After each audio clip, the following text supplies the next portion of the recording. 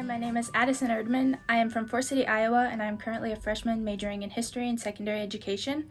I researched the Winnebago's encounter with smallpox in 1832. I made the decision to use both the Winnebago and Ho-Chunk names interchangeably based on the tribes originating together and then splitting in the 1870s. Their history ties them together, so I felt the need to include both. I argued smallpox infections prevented the Winnebago from defending themselves at full capacity. It changed the fate of their sovereignty and identity. I included three main sections to my paper: the history and explanation of smallpox, the origin and creation story of the tribe, and smallpox in 1832. The section of smallpox involved the disease entering America in the 1700s after surviving the trip from France. The infections lasted for 30 days, including fevers, rashes, scabs, and scars. The person remained infected and contagious until the last scab healed. Smallpox spread easily for a variety of reasons, including close neighborhoods, wars, and native genes not creating immunities. My next section covered the origin and religion of the Ho-Chunk people. I discussed Earthmaker, the creator of the Winnebago people, gifting them tobacco with the promise of accepting any offering with tobacco. I then moved on to Thundercloud, who remains as a prominent figure of the tribe. Thundercloud earned healing powers from the spirits and helped spiritual beings create the Medicine Lodge, a sacred healing space for the Ho-Chunk. The lodge provided the tribe with a spiritual healing ritual for the worst of scenarios, which the Winnebago soon endured as the French entered Wisconsin.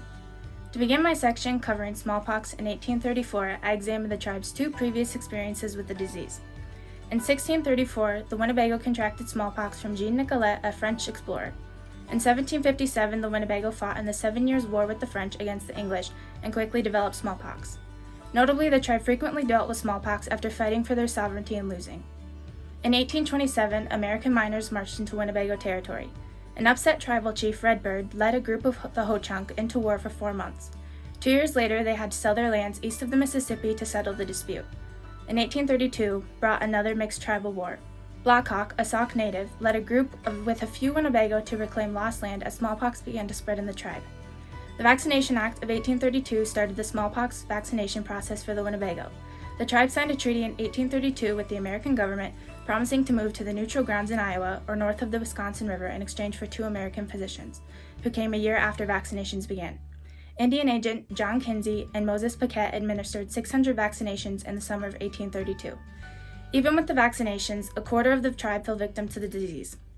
They tried to implement their own traditional medical practices, which included an emetic to purify the body, a steam bath, a cold bath, and then the patient swaddled in blankets to sweat while drinking a tonic. The traditional medical practice caused destruction, as the normalcy of curing a fever by quickly changing the body temperature caused the members of the tribe to drown in the river during the worst of their fevers. The tribe quickly realized it needed spiritual help to fight this non-native disease.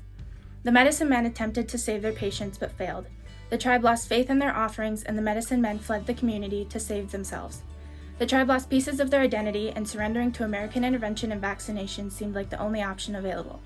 Smallpox gave America the ability to impose itself into North America and limited the strength and speed of indigenous reaction. To close my smallpox in 1832 section, I applied a thought from historian Paul Kelton, who noted natives often leave out a hopeful ending to smallpox to show colonialism and smallpox as a destructive partnership that ruined Native Americans far beyond just the death tolls, but also their identity, sovereignty, and future. I utilized primary sources, but I unfortunately had a difficult time finding sources from Winnebago members during smallpox. I found sources from Indian agents for the Winnebago and Americans the tribe respected. To research their religion, I used many journals and collections from members of the Ho-Chunk tribe. I tended to avoid any outside analysis on the tribe's religion because I wanted to understand the traditions as explained by the tribe, not by an outsider.